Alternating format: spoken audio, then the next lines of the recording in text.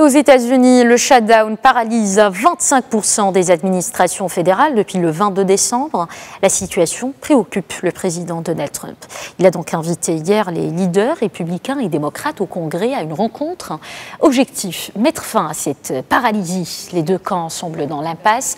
Les adversaires démocrates de Trump souhaitent la tenue d'un vote sur une loi budgétaire dès qu'ils prendront jeudi le contrôle de la Chambre des représentants. Mais l'avenir de ce projet de loi semble incertain. Il ne contient aucun financement pour la construction du mur que Trump veut édifier sur la frontière entre les États-Unis et le Mexique pour bloquer l'immigration clandestine.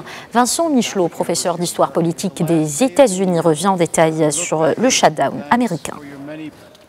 Des deux partis politiques, pas plus les démocrates que les républicains, pas plus les représentants à la Chambre, les sénateurs que le président, n'ont intérêt à ce que cette crise dure. Pour le moment, on est dans la période où les uns se rejettent la faute sur les autres, mais pour autant, la crise ne peut pas durer éternellement, et c'est pour cette raison que les démocrates, qui sont maintenant majoritaires à la Chambre des représentants, ont présenté un projet de budget qui inclurait le financement de tous les ministères, sauf le ministère de la Sécurité intérieure, qui lui aurait jusqu'au 8 février pour trouver une solution en termes de budget, et c'est bien évidemment le ministère de la Sécurité intérieure qui s'occupe des questions de sécurité à la frontière.